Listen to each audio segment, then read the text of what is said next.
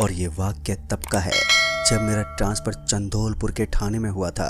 दरअसल जब मैं थाने में पहुंचा तो मेरा सामना एक ऐसे कैदी से हुआ जो दिन में तो जेल में बंद रहता, लेकिन रात होते ही पता नहीं कैसे जेल का फाटक अपने आप ही खुल जाता और वो कैदी सीधा जेल से निकलकर वहीं के एक पुराने छोटे से अस्पताल में जाकर किसी से बात करता और फिर वो तकरीबन 2-3 घंटे के बाद वापस से जेल में ही आ जाता। उस कैदी का ये अजीब बर्ताव देखकर तो मेरे तो कुछ भी पल्ले नहीं पड़ रहा था, लेकिन जब मैंने वहीं के स्टाफ से इस बारे में बातचीत की तो किसी ने भी कोई खास वजह या सही जानकारी नहीं दी। पर हाँ, जब मैंने एक रात उस कैदी को जेल से बाहर जाने से रोकने की कोशिश की तो मौके पर उपस्थित एक पुलिस कर्मचारी ने मुझे टोकते हुए बोला, अरे साहब ये क्या कर रहे हैं आप, ऐसी गलती दोबारा मत करना, नहीं तो वो तुम्हें भी नहीं छोड़ेगी। जब मैंने अपने सहकर्मी के मुंह से ये बात सुनी तो मैं उसे डांटते बोला, क्या बकवास कर रहे हो और ये सब क्या है, कौन मार देगी मुझे, साफ साफ बताओ। मेरी ऊंची आवाज़ से मेरा सहकर्मी सकपका गया और कुछ बताने की जगह वो सॉरी बोलते हुए वहाँ से चला गया। पर हाँ, अभी तक मुझे उस कैदी का कोई भी राज पता नहीं चल रहा था, लेकिन जब एक दिन वो कैदी अपनी आंखों में आंसू लिए कुछ बड़बड़ा रहा था तो मैं उसके पास गया और पूछने लगा, अरे भाई क्या हुआ तुम्हें, और हाँ तुम रात को उस अस्पताल में क्यों चले जाते हो, और ये जेल का फाटक अपने आप ही कैसे खुल जाता है। अभी मैं इससे आगे कुछ और कहता कि उसने एक गंभीर आवाज़ में कहा, साहब मैं नहीं, वो खोलती है फाटक और वो ही मुझे अस्पताल में ले जाती है। इतना कहकर वो कैदी चुप हो गया। पर हाँ, मुझे उस कैदी की बातों से इतना तो अंदाज़ा हो ही गया था कि ज़रूर ये कोई ऊपरी मामला है, वरना भला ऐसी हरकतें कोई क्यों करेगा। तभी मैंने अपने सहकर्मी को आवाज़ दी और 2 कप चाय और नमकीन लाने के लिए बोला, और जब चाय आ गई तो एक चुस्की लेते हुए मैंने उस कैदी से फिर से बोला, अच्छा ये बताओ तुम यहाँ जेल में कैसे फंस गए, कुछ हुआ है क्या तुम्हारे साथ, अगर तुम मुझे सब कुछ सच सच बता दोगे तो हो सकता है कि मैं तुम्हारी कुछ मदद कर दूँ। मेरी इतनी सी बात सुनते ही उस कैदी ने पहले तो मुझे एक टक घूरा और फिर चाय में एक घूंट भरने के बाद जाकर आंखों में भरे आंसू के साथ बोला, साहब मेरा नाम बलबीर है और मैं सिरसोई का रहने वाला हूँ। मेरी ये दशा तब शुरू हुई जब मैंने यहीं चंदौलपुर के एक छोटे से अस्पताल में रात को चौकीदार का काम पकड़ लिया था। और इसके बाद उस कैदी ने अपनी पूरी घटना का जिक्र करते हुए आगे बताया कि लोग कहते थे कि वो एक भूतिया अस्पताल है। पहले तो मैंने इन बातों पर ध्यान नहीं दिया, मैंने सोचा कि ये सब बकवास अफवाहें होंगी।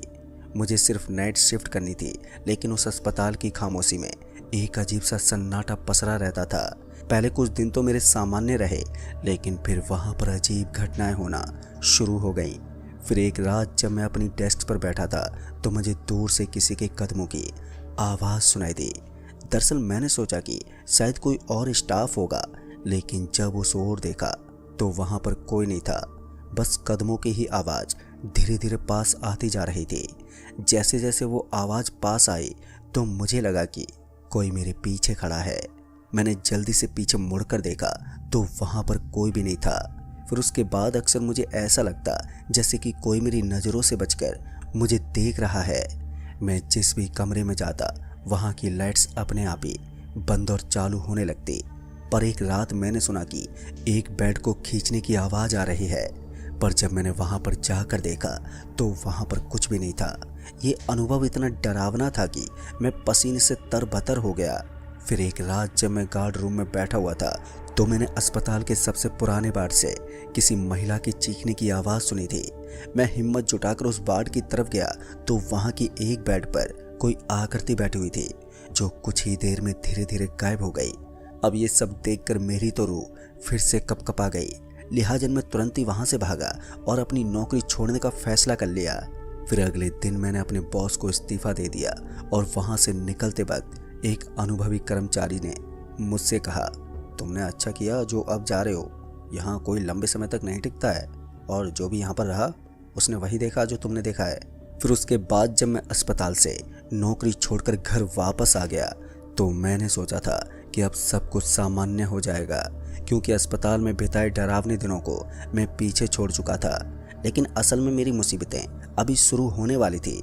उस रात जब मैं अपने बिस्तर पर लेटा हुआ था तब भी मुझे असहज महसूस हो रहा था। कमरे में एक अजीब सी ठंडक थी, जैसे किसी अदृश्य शक्ति की उपस्थिति हो। मैंने इसे थकान समझकर अनदेखा कर दिया और मैं सोने की कोशिश करने लगा। लेकिन आधी रात को मेरी नींद अचानक ही खुल गई और जब मैंने नजरें घुमाई तो कमरे में पूरी तरह से सन्नाटा था, पर मुझे ऐसा महसूस हुआ जैसे कोई मेरे पास खड़ा है। मैंने धीरे से अपनी आंखें खोली और तभी मेरी नज़रें दरवाजे के पास गईं तो मैंने पाया कि वहाँ पर हल्की सी धुंधली आकृति खड़ी थी, बिल्कुल वैसी ही जैसे कि अस्पताल में मैंने देखा था। मेरी सांसें एकदम से थम गईं क्योंकि वो आकृति धीरे धीरे मेरी ओर बढ़ रही थी। मैंने डर के मारे अपनी आंखें फिर से बंद कर ली और सोचने लगा कि ये सब मेरा वहम है। लेकिन कुछ ही क्षणों के बाद मुझे महसूस हुआ कि वो मेरे बिस्तर के पास आ गई है। फिर अचानक ही मुझे किसी ने छुआ और उस स्पर्श ने मुझे कपकपा दिया। मैं हिम्मत जुटाकर आंखें खोलने की कोशिश करने लगा, पर मेरी आंखें जैसे जम सी गई थीं। तभी मुझे एक आवाज़ सुनाई दी, धीमी और डरावनी, कि तुम मुझसे बच नहीं सकते। पर उस वक्त मैं बुरी तरह से डर गया था। किसी तरह मैंने हिम्मत कर अपनी आंखें खोल दी तो मैंने देखा कि कमरे में अब कोई भी नहीं था। पसीने से तरबतर मैं बिस्तर से जल्दी से उठा और लाइट जलाई तो सच में सब कुछ नॉर्मल था। फिर मैंने सोचा शायद ये सब मेरा एक बुरा सपना था, लेकिन फिर कुछ ही देर में मुझे एहसास हुआ कि ये सब असल में हो रहा था। पर मैं इन सब चीज़ों को नज़रअंदाज कर खुद को व्यस्त रखने की कोशिश करने लगा। लेकिन वो आकृति फिर से मुझे दिखने लगी, कभी शीशे में तो कभी कोने में तो कभी दरवाजे के पास खड़ी हुई होती। वो हर जगह पर होती थी, जैसे कि वो मेरी ज़िंदगी का एक हिस्सा बन गई थी। दिन रात उसका चेहरा मेरी आंखों के सामने मंडराता ही रहता है। फिर ऐसे ही एक रोज़ जब मैं सो रहा था कि तभी किसी ने मेरे कान में कुछ फुसफुसाया। जब मैंने इधर उधर देखा तो मैं अपने कमरे में नहीं था, और जब मैंने ध्यान से देखा तो मैं उसी पुराने भूतिया अस्पताल के अंदर खड़ा था जहां मैं कभी नौकरी करता था। ये समझना मुश्किल था कि मैं यहाँ पर कैसे पहुँच गया था, लेकिन अस्पताल की सड़ी गली दीवारों और पुराने उपकरणों की गंध से मैं तुरंत पहचान गया कि ये तो वही जगह है। मैंने घबरा कर बाहर निकलने की भी कोशिश की, लेकिन अस्पताल के हर दरवाजे बंद थे। तभी मुझे पीछे से एक डरावनी और धीमी आवाज़ सुनाई दी, तुम्हें यहाँ से जाने के लिए कुछ करना होगा, बस एक गड्ढा खोदो। उस धीमी आवाज़ को सुनते ही मैं बुरी तरह से कांपने लग गया, लेकिन मेरी आंखें जैसे खुद पे खुद उस आवाज़ के सोर्स को ढूंढने में लग गईं। फिर मैंने देखा कि वही धुंधली आकृति फिर से मेरे सामने खड़ी थी। वो एक औरत थी जो पहले भी मुझे कई बार दिख चुकी थी। उसने धीरे से मेरे पास आकर इशारा किया कि मैं अस्पताल के कोने में जाऊं, पर मेरे पैर जैसे खुद पे खुद उसकी बात मानने लगे थे। वो मुझे एक कमरे में ले गई जहां ज़मीन पर एक जगह साफ दिख रही थी, मानो उसे खोदने के लिए पहले से ही तैयार किया गया हो। वहाँ कुछ औजार भी रखे हुए थे, एक फावड़ा और एक कुदाल। उस जगह पर पहुँचते उस महिला ने फिर से वही कहा, खोदो इस गड्ढे को। साहब, तभी मैंने हिचकिचाते वो फावड़ा उठाया और खुदाई शुरू कर दी। जैसे जैसे गड्ढा गहरा होता गया कि मुझे एक अजीब सी बेचैनी महसूस होने लगी। मेरी हथेलियों से खून बहने लगा, लेकिन मैं इतने दर्द में भी नहीं रुका क्योंकि वो औरत लगातार मेरे पीछे खड़ी हुई थी। उसकी आंखों से खून की बूंदें भी टपक रही थी और साथ ही उसके चेहरे पर एक भयावह मुस्कान भी थी। जैसे जैसे मैं और गहराई में खोदता गया कि तभी मिट्टी के साथ कुछ सख्त चीज़ें उभरने लगी। पहले मुझे लगा कि ये सिर्फ पत्थर होगा, पर जब मैंने और खुदाई की तो मुझे एक इंसानी कंकाल दिखा। उस कंकाल पर पुराने सड़े गले कपड़े थे और उसकी उंगलियों में एक अंगूठी थी जो अजीब तरह से चमक रही थी। तभी वो औरत अचानक से बुरी तरह से चीखने लगी और कहने लगी, ये मैं हूँ, मुझे यहीं पर दफनाया गया था और अब मैं बाहर आना चाहती हूँ। उसकी इस बात से मैं बुरी तरह से घबरा गया और मेरे हाथ से वो फावड़ा छूट गया और मैं पीछे हटने लगा। लेकिन वो औरत तेजी से मेरी ओर बढ़ी और उसकी चीखें और भी ज़्यादा भयानक हो गई और उसकी आंखों में एक अजीब सी नफरत मुझे झलकने लगी। और देखते ही देखते वो बिल्कुल मेरे करीब आ गई और मुझसे बोली, तुम्हें मेरा बदला लेना होगा। तभी मैंने हिम्मत जुटाकर उससे पूछा, पर तुम हो कौन और तुम मुझसे क्या चाहती हो? तभी उसने एक भयानक हंसी के साथ जवाब दिया, मैं इस अस्पताल की एक नर्स थी जिसे कई साल पहले यहाँ जिंदा दफना दिया गया था। उन्होंने मुझसे मेरा सब कुछ छीन लिया है और अब तुम मेरे बदले का हिस्सा बनोगे। पर मुझे कुछ भी समझ में नहीं आ रहा था कि मैं अब क्या करूं। मैं भागने की भी कोशिश करने लगा, लेकिन मेरे पैर जैसे भारी हो गए थे। वो औरत मेरी तरफ हाथ बढ़ाकर मुझे अपनी ओर खींचने लगी। उसकी उंगलियों का ठंडा स्पर्श मेरे शरीर में एक सिरहन भर रहा था। तभी एक जोरदार झटका लगा और मैं गड्ढे में जा गिरा।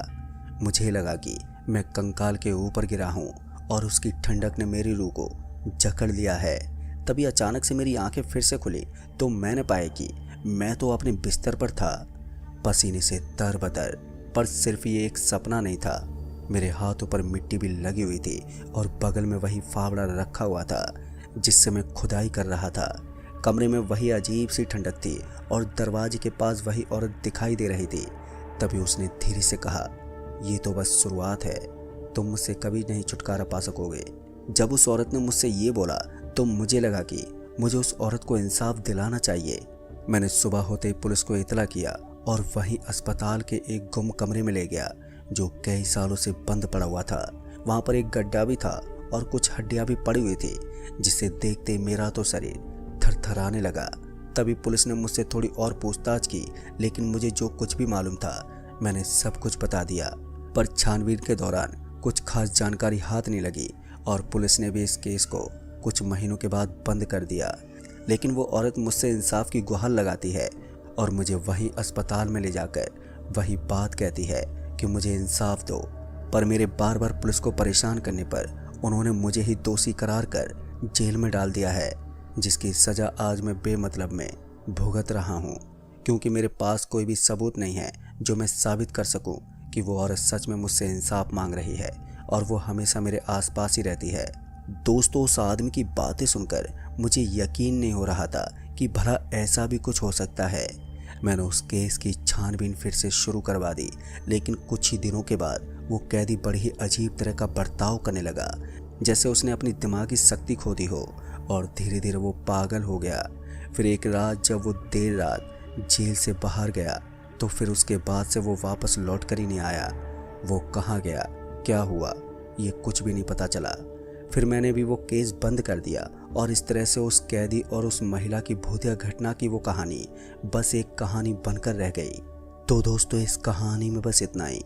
कहानी आपको पसंद आई हो तो वीडियो को लाइक शेयर कमेंट ज़रूर कर दें। तो मैं आपका दोस्त राजकुमार जल्द ही मिलूँगा ऐसी एक और डरावनी कहानी के साथ। तब तक के लिए बाय एंड टेक केयर। दोस्तों, गांव के बाहर एक घना जंगल था जिसे लोग भूतिया वन कहते थे और उसी जंगल में एक खंडर पड़ी पुरानी हवेली भी थी।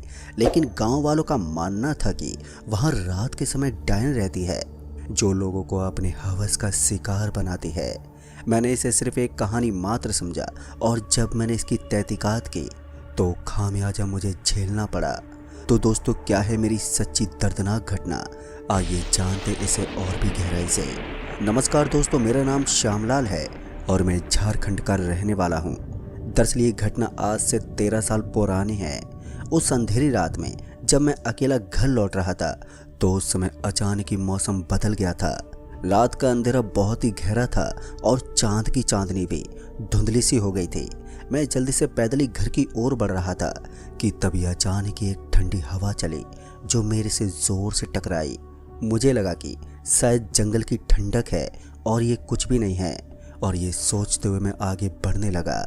लेकिन जैसे मैंने अपने कदम आगे बढ़ाए कि तभी मैंने एक अजीब सी हंसी सुनी, जैसे कोई दिल खोलकर हंस रहा हो।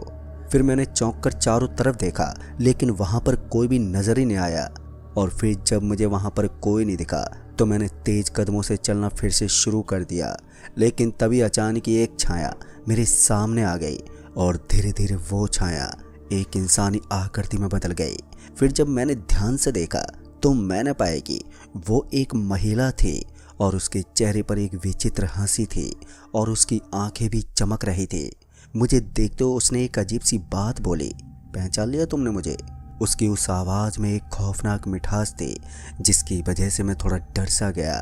फिर मैंने अपनी कांपती हुई जुबान से बोला, मैंने तो तुम्हें कभी नहीं देखा और मैं तो बस यहाँ से घर जा रहा था। अभी मैंने बस इतना ही कहा था कि वो मुझे फिर से गुस्से भरी नज़रों से देखने लगी। इससे पहले कि मैं और कुछ कहता कि उसके घूरने के डर से शब्द मेरे गले में ही अटक गए। अब वो महिला धीरे धीरे मेरे करीब बढ़ने लगी और उस महिला के करीब आते ही मुझे महसूस हुआ जैसे मेरी दिल की धड़कन और उसकी सांसें एक साथ चल रही हों। फिर देखते ही देखते सब कुछ एकदम से शांत हो गया और मेरी आंखों के आगे धुंधलापन सा छा गया और फिर मुझे एक जोर का चक्कर आया, जिस वजह से मैं वहीं पर बेहोश हो गया। और फिर जब मेरी आंख खुली तो मैं एक खंडर सी जगह पर था। जब मैंने डरते हुए ध्यान से देखा तो मैंने पाया कि वो एक हवेली है जिसमें चारों तरफ अभी अंधेरे के सिवाय कुछ भी नहीं है। तभी मैंने अपने फ़ोन की टॉर्च जलाई तो वैसे मुझे एक अजीब सी ठंडक और भय का एहसास हुआ। दीवारों पर अजीब तरह के निशान भी थे और हवेली के हर कोने में रहस्यमय सन्नाटा पसरा हुआ था। मैं धीरे धीरे अंदर बढ़ रहा था कि तभी अचानक ही एक छाया ने मेरा ध्यान अपनी ओर खींचा और जब मैंने उस तरफ देखा तो मैंने पाया कि ये तो वही डायन है जो मुझे वहां पर मिली थी और अब वो एक विकृत और भयावह रूप में है जिसकी आंखें चमक रही थी। तभी उस डायन ने एक खौफनाक हंसी के साथ मुझसे बोला, अब तुम मेरे जाल में फंस चुके हो। उसकी आवाज़ में एक अजीब सी ध्वनि थी। तभी मैंने पूरी ताकत लगाते हुए खुद को शांत करने की कोशिश की। डायन ने मुझे अपनी ओर खींचना शुरू किया।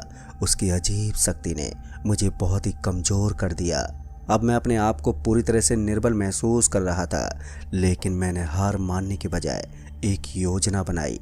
मैंने अपनी जेब से एक पुराना तावीज़ निकाला जिसे मेरे दादाजी ने मुझे दिया था, जो बुरी शक्तियों से बचाने के लिए जाना जाता था। डायन ने जैसे ही तावीज़ को देखा उसकी हंसी और खौफनाक रूप में थोड़ी सी फूट दिखी, लेकिन वो तुरंत ही अपनी जादुई शक्ति का उपयोग कर फिर से मुझ पर हमला करने लगी। मैंने तावीज़ को पूरी ताकत से डायन के सामने रखा और उसके जादुई प्रहार को रोकने की कोशिश की। तावीज़ ने चमकना शुरू किया और एक तेज प्रकाश के साथ डायन की शक्ति कमज़ोर होने लगी। डायन चीखने चिल्लाने लगी और हवेली के अंधेरे कोने में वो कहीं गायब हो गई। उसकी उपस्थिति और शक्ति धीरे धीरे मिटती चली गई और अब मैं भी पूरी तरह से थक गया था, लेकिन राहत की फिर मैंने सांस ली। मैंने तुरंत ही हवेली से बाहर निकलने का निर्णय लिया और सुरक्षित घर लौट आया। फिर जब मैं घर लौटा तो मुझे अब एक अजीब सा महसूस होने लगा। हर रात जैसे ही मैं सोने की कोशिश करता तो मेरी आंखें एक अंधेरे सपने में खुलती। सपने में हवेली की डायन मेरे बिस्तर पर बैठी होती। उसकी आंखों में एक खौफनाक चमक होती और उसकी चुप्पी की गहराई मेरे दिल को डरा देती। हर रात उसकी उपस्थिति मेरे सपनों में गहराई से समा जाती। मैं महसूस करता कि मैं अपने बिस्तर पर बेतहासा कांप रहा हूँ, जबकि डायन मेरे पास बैठी रहती। वो मुझसे कुछ कहती नहीं, लेकिन उसकी आंखों की गहराई और उसकी ओर से आती हुई ठंडी हवा मेरे पूरे शरीर को सिरहन पैदा कर देती। फिर मैंने एक रात ठान लिया कि मैं इस रहस्य को सुलझा कर ही रहूँगा। जब मैं फिर से सोने की कोशिश कर रहा था, मैंने खुद को गहरी नींद से बाहर निकालने की पूरी कोशिश की। जैसे ही डायन मेरे सपने में आई, मैंने खुद को जगाने की कोशिश की। मैंने लगातार अपनी आंखें खोली और बंद की, लेकिन उस डायन की उपस्थिति बनी रही। उस रात मैं अपनी आंखें खोलते हुए बेतहासा डर और थकावट से भरा हुआ था। डायन के साथ बिताए हर पल के डरावनेपन ने मेरे दिमाग में स्थायी निशान छोड़े थे। मैंने अपनी आंखें बंद की और सोने की फिर से कोशिश की, लेकिन डायन की ठंडी उपस्थिति ने मुझे चैन की नींद से वंचित कर दिया। फिर अचानक से मेरी तबीयत बिगड़ने लगी और मुझे तेज बुखार और कमजोरी महसूस होने लगी और कुछ ही दिन में मुझे अस्पताल में भी भर्ती होना पड़ा। फिर डॉक्टर ने बोला कि ये एक सामान्य बीमारी है, लेकिन मेरी हालत में सुधार ही नहीं हो रहा था। अस्पताल की रातें और भी ज़्यादा डरावनी हो गई, क्योंकि हर रात जैसे मैं आंखें बंद करता, मेरी आंखों के सामने हवेली की डायन आ जाती और उसकी आंखों की चमक और उसका वो भयानक चेहरा मेरे सपनों में आता और वो मुझे धीरे धीरे घेर लेती। फिर एक रात जब मेरी आंखें आधी खुली थी और मैं बेहोशी की अवस्था में था, तो मैंने महसूस किया कि डायन मेरे अस्पताल के कमरे में है। उसकी खौफनाक उपस्थिति ने कमरे को और भी ठंडा और डरावना बना दिया था। उसने धीरे धीरे अपनी लंबी उंगलियां मेरी ओर बढ़ाई और उसकी नज़रें मेरे दिल में गहराई से समा गईं। फिर मेरे चीखने की आवाज़ ने नर्सों को कमरे में बुला लिया, लेकिन जब वो मेरे पास आई तो वो डायन वहाँ से अचानक ही गायब हो गई। वो मुझे आश्वस्त करने की कोशिश करती, लेकिन उस डायन का डर मेरे दिमाग में इतना गहरा छा गया था कि मैं दिन रात उसी कसम में जीता। फिर जब मुझसे रहा नहीं गया तो मैंने अपनी हालत के बारे में घर वालों को बताया, लेकिन वो मेरी बातों को गंभीरता से ले ही नहीं रहे थे। जब मेरी हालत और भी ज़्यादा ख़राब हुई और मेरी चीखें और आहें बढ़ती गईं तो घर वालों ने मेरी बातों को गंभीरता से लिया। उन्होंने मुझे अस्पताल से घर पर ले आने का फैसला किया और साथ ही मुझे एक तांत्रिक के पास ले जाने का भी निर्णय लिया। तांत्रिक के पास पहुंचने पर घर वालों ने मेरी स्थिति के बारे में उन्हें बताया। तांत्रिक ने मेरी आंखों में देखा और तुरंत ही वो समझ गया कि मेरी परेशानी सिर्फ एक साधारण बीमारी नहीं है। उसने मुझे एक कक्ष में ले जाकर कुछ धार्मिक वस्त्र पहनाए और विभिन्न तंत्र मंत्र और पूजा अर्चना शुरू की। पूजा और तंत्र मंत्र के दौरान तांत्रिक ने मुझे बताया कि डैन की आत्मा मुझसे चिपक गई है और वो हवेली से बाहर आकर मेरे जीवन को बाधित कर रही है। तांत्रिक ने हवेली की डैन को शांत करने के लिए विशेष अनुष्ठान किया। उसने मंत्रों और ताबीजों का उपयोग किया और हवेली की खतरनाक आत्मा को समाप्त करने के लिए एक जटिल प्रक्रिया का पालन किया।